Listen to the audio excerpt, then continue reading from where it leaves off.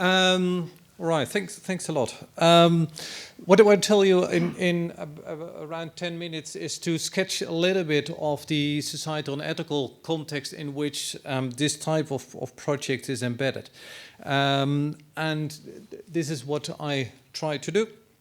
Tell you a little bit of why the attention for the socio-ethical dimensions is necessary, and the claim we have is to broaden the perspective and to broaden the debate in these 5 steps, and I will come back to that later. So first, of course, why at all including discussions on ethics and society? Because at a certain moment you could say, also reflected in the presentations we have until now, this is a really technical domain where you need an awful lot of knowledge, and as a non-expert I'm now more or less capable to follow all these kinds of presentations, but that's it. But at the same time, to run this kind of project you need more than just the technical background only. And just to take a text from the GEroNIMO project, and I think already Tatjana touched upon this as well, we said, well, it's about promoting efficient resource, it's about health, it's about welfare, it's about preserving genetic diversity. That's not only technical challenges. This is about what we think to be important. What we think are relevant to pursue. And it's a different type of discussion. It's the same as if we say, well, we want to contribute to the SDGs or to the farm to fork strategy. You could say, well, that's very strategic because it's always good to be in line with politics, but it also shows that apparently certain things we think to be relevant. And it's not only about what we're doing, but changing to the discussion on why and for whom. And especially, I think, in the context of breeding, this is important because breeding is always, in one way or another, goal-oriented. So the question is, for what reason? Is it, I think Michael already mentioned, say, suppose you do litter size, but you also could have mentioned product meat quality or welfare. So there's always, there are breeding goals that are not given, but that's something we discuss in breeding companies, among academics, but also in society. At the same time, we do that with all kinds of technologies. And you could say, well, it depends on how you use whether a technology is not right or wrong, but a technology already itself is not neutral. I'll come back to that later. And especially in the context we are discussing today, we are dealing with animals.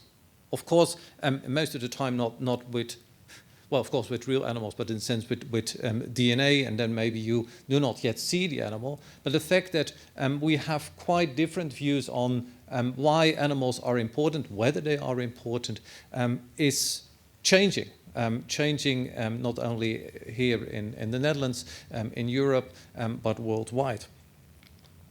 So, well, that's strange.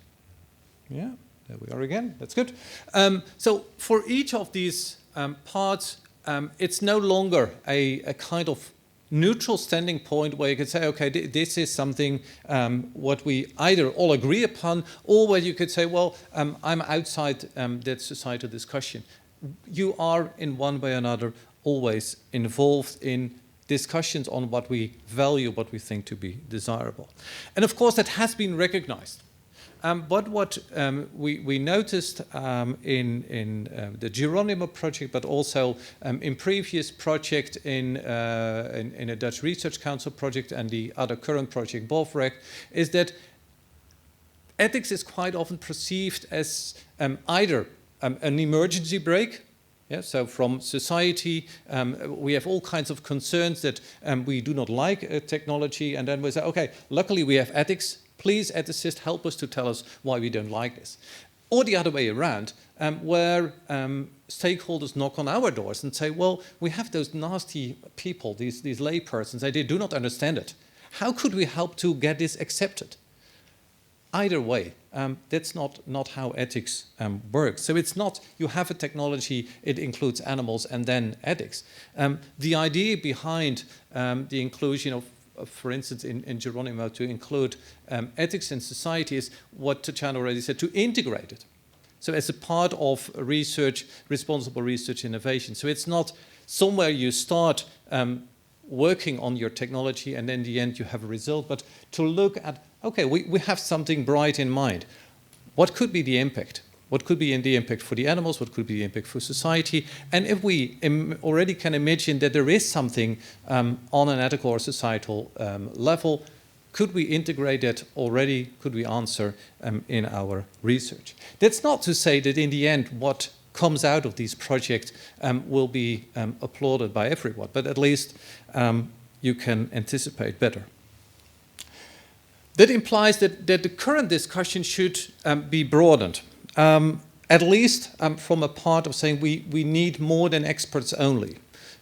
Already in the way we presented this afternoon, and probably for many of you this is still on a kind of basic level of how we present the results, but it is an expert discussion. But we need more because otherwise we run the risk of staying in our own bubble.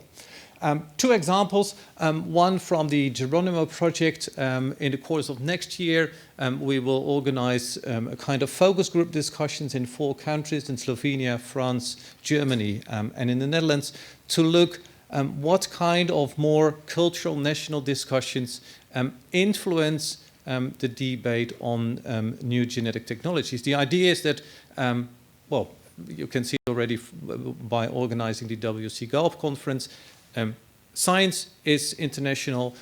The legislation is at least on a European, but sometimes even on international. Whereas a lot of these societal discussions are influenced by specific national characteristics.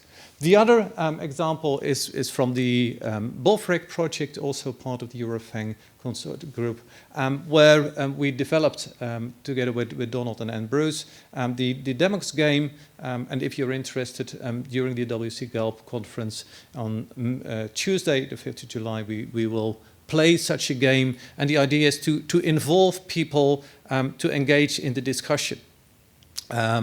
It doesn't require a lot of knowledge. The game is developed in a way that you, while playing, get information on these rather complex issues and have a real dialogue. So that's one. The other is that from the literature you see that quite often the discussion is framed in terms of risk. So the idea is, yes, this is something where ethics in society pops up, and we look at what can go wrong. So what are the risks? And of course that's important because issues like safety, cost benefit are important. But if we frame it in that way, we seriously reduce the discussion because it excludes a lot of arguments. And on the other hand, it tends to only look at a kind of case-by-case step. So you will say, well, we already do this with animals. So that's right, so that's the assumption. And then we only look at a small next step. Similar to that is that when we look at animals, there is a tendency to look at animal welfare. Highly important, but at the same time, if you look at societal debates, welfare is only a part, not unimportantly, but only a part of what ethics is about. And it cannot reduce the discussion to that only. An example just from some quotes from literature, where it's indicated that we can harm animals in much more other ways than only in terms of welfare. From the EGE report, what is said, de-animalization. And you can, of course, say, well, what does it mean? But it at least indicates that there are all kinds of arguments popping up that we leave out if we only focus at animal welfare. The other thing, what you notice in discussions as well as in the literature itself, is that there is a tendency to say, well, okay, we look at what is new. So ethics starts to become important if something changed in the situation. And there already, there are two problems with that. The meaning of what's new. So these are quotes from a project from the Netherlands, where we did focus group discussions on gene editing, where the public said, well, gene editing is actually nothing new. And they said, what do you mean? And then they said, well, there are already big companies out there who are changing everything. So whereas from the interviews with the scientists, they say, well, gene editing is actually nothing new, because what we're doing in breeding, this is only a small step. And so they both say it's not new, but the reason why they think it's not new is substantially different. So that's already one. The second one is, why is new so relevant? And that is only if you have a consensus that what we're doing now is morally unproblematic or less okay. But in practice, you see that quite often, even though it's not new, we have a lot of discussions about the future of livestock, the use of technology, the way, for instance, about ownership of genetic material.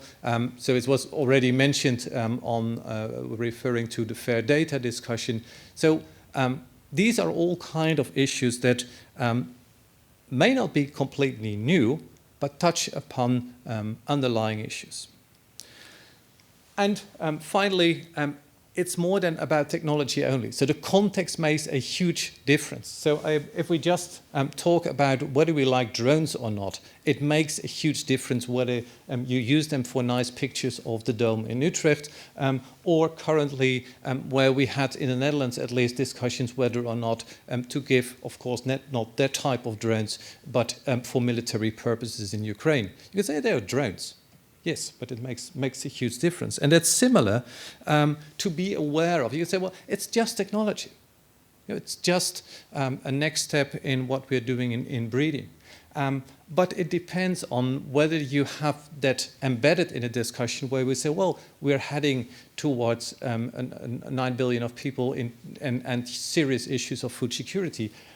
Or it's not an either or, but or in a discussion where we said we have serious discussions about climate change and how could we make food production sustainable. That's it. This is my final slide. So yes, there is a need to broaden the debate, and no, sorry, it will not make the discussion easier. It will not lead to answers that are beyond debate, but I think it do justice to the complexity at stake. It includes a wider group of those who are involved, or at least should be involved, and I think it helps to act responsibly in the most literal sense. So do you have responses if others ask not only what you're doing, but also the why? Thanks a lot.